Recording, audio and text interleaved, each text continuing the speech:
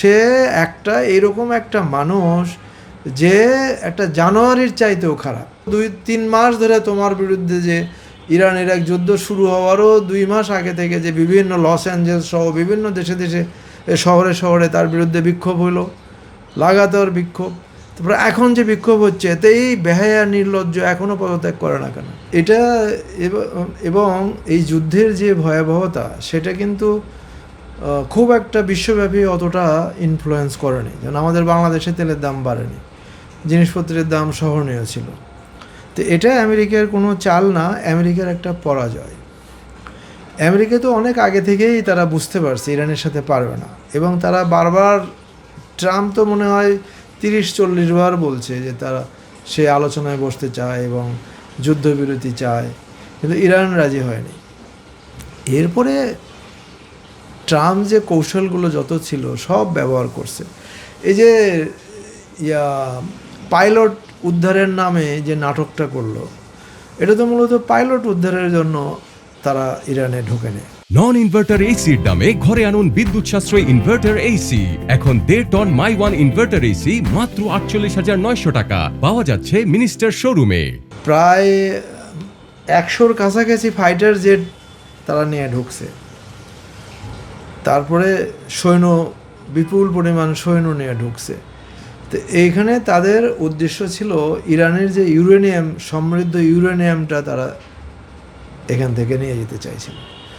কারণ হচ্ছে, কারণ যে জায়গায় পাইলটটা যে জায়গায় বিস্ফোরণ হয়েছে প্লেনে, সেখানে তাদের লোকজন ছিল, কিন্তু সেখান থেকে কয়েকশো কিলোমিটার দূরে ইস্পাহানের কাছাকাছি, যেখানে ওই ফার্দ ছিল আণবিক চুল্লি, তার কাছাকাছি তাদের প্লেন বিধ্বস্ত হয়েছে। তারা সেখানেও ঢোকার চেষ্টা করছে। এই জন্য ইরান বলছে যে এদের মূল উদ্দেশ্য ছিল ওই ইউরেনিয়াম নিয়ে যাওয়া, এবং ইউরেনিয়াম নিয়ে গেলেই ট্রাম্প ঘোষণা করতো হ্যাঁ আমরা বিজয়ী। সেটা পারেনি, আর তাদের লুজ হয়েছে। এখানেও তারা বেশ কয়েকটা প্লেন ইরান মেরে দিছে, তাদের ড্রোন মেরে দিছে, তাদের সৈন্যদের 1000-এর ঊর্ধ্বে সৈন্যদের তারা বন্দি করছে। খার্ক দ্বীপ দখলে নিতে চাইছিল, সেখানেও তারা ভালো করতে পারেনি। এরপরে ট্রাম্প যেটা চাইছিল যে খার্ক দ্বীপটা সে দখল করবে, এদিকে আরব আমিরাত এদের সহযোগিতায়। তো ইরান এই জন্যে আমিরাতের উপরে হামলা জোরদার করছে, সৌদি আরবের উপরে জোরদার করছে। আর খার্ক দ্বীপে ইরান যখন স্বেচ্ছাসেবক চাইছে, ইরানের টার্গেট ছিল 10 লক্ষ স্বেচ্ছাসেবক আসবে, সেখানে 1.5 কোটি মানুষ রেজিস্ট্রেশন করছে আমেরিকার সাথে যুদ্ধ করার জন্য।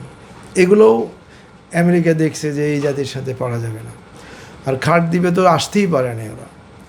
তো এইভাবে এখন আমেরিকা সমস্ত কিছু কৌশল যখন ব্যর্থ, তখন আমেরিকা একটাই ভয় দেখাতেছে, সে আণবিক বোমা ইরানে মারবে, তেহরানে মারবে।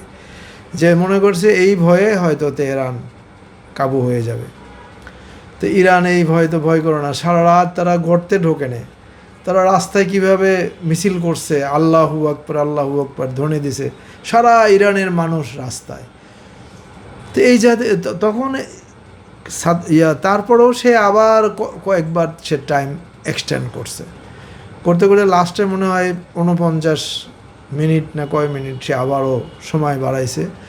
তারপরে যখন দেখছে, এবং একটার পর একটা ইরান আরও শক্তিশালী মিসাইল অ্যাটাক করছে ইসরায়েলে এবং উপসাগরীয় দেশগুলোতে, আমেরিকার ঘাঁটিগুলোতে, তখন আমেরিকা দেখছে যে তারা যুদ্ধে টিকতে পারবে না। তাদের বরং ওই যে আমি যেটা বললাম যে 50 ট্রিলিয়ন থেকে এটা 70 ট্রিলিয়ন হয়ে যাবে, তখন আমেরিকা অটোমেটিক্যালি দেউলিয়া হয়ে যাবে। তো এই কারণে এরা আর একটা হচ্ছে আমেরিকার ভিতরে রেজিম চেঞ্জের একটা বিশাল একটা বিদ্রোহ। প্রায় কোটিখানেক মানুষ আমেরিকায়, 80 লক্ষ থেকে 1 কোটি মানুষ আমেরিকার বিভিন্ন বড় বড় শহরে এই ট্রাম্পের বিরুদ্ধে আন্দোলন করতেছে, তার পদত্যাগ চাচ্ছে। তার দলের লোকেরা, তার বিরোধী দলের লোকেরা যারা রাজনীতি করে আমেরিকায়, তারা বলতেছে আমেরিকা এ হচ্ছে মানসিক রোগী, এর হাতে দেশ নিরাপদ না, এ আমাদের দেশ ধ্বংস করতেছে। তার বিরুদ্ধে এই অনাস্থা নিয়ে আসার জন্য তারা চেষ্টা করতেছে এবং কোর্টে মামলা হচ্ছে। যেমনটা চেয়েছিল তারা ইরানে এমন ঘটনা ঘটবে, কিন্তু হ্যাঁ, পারেনি। তো এটা হচ্ছে একটা আল্লাহর পক্ষ থেকে ট্রাম্পের উপরে একটা গজব। আর সে তো একটা ওই যে এপস্টেইন কেসের সে তো প্রধান আসামি।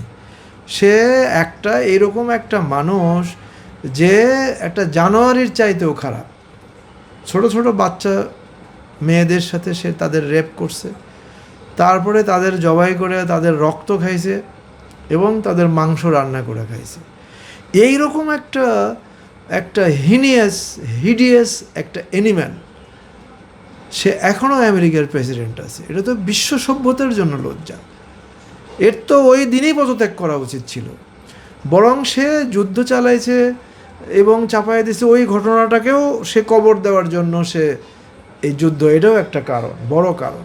শেষ পর্যন্ত হ্যাঁ, শাহবাজ শরীফ তারপরে সে ইরানে যে রেজিম চেঞ্জের জন্য যে করছে ইরানে, সে বলতো যে ইরানের জনগণ চায় না, তারা রাস্তায় বিক্ষোভ করতেছে আর ইরান সরকার তাদের উপরে প্রেশন করতেছে, নির্যাতন করে তাদের বন্দি করতেছে, এই করতেছে। আরে বাবা, তুমি তো গত 2-3 মাস ধরে তোমার বিরুদ্ধে যে ইরান ইরাক যুদ্ধ শুরু হওয়ারও 2 মাস আগে থেকে যে বিভিন্ন লস অ্যাঞ্জেলস সহ বিভিন্ন দেশে দেশে শহরে শহরে তার বিরুদ্ধে বিক্ষোভ হলো, লাগাতার বিক্ষোভ। তারপরে এখন যে বিক্ষোভ হচ্ছে, এতে এই বেহায়া নির্লজ্জ এখনও পদত্যাগ করে না কেন? তো এখানে এই একটা পরাজয়, সে সব চেষ্টা করছে। তারপরে তো আরেকটা জিনিস যে আমেরিকার এটা তো একটা সাম্রাজ্যবাদ, আর যে কোনো সাম্রাজ্যবাদ ইবনে খালদুনের মতে 90 থেকে 100 বছরের বেশি তাদের অস্তিত্ব ধরে রাখতে পারে না।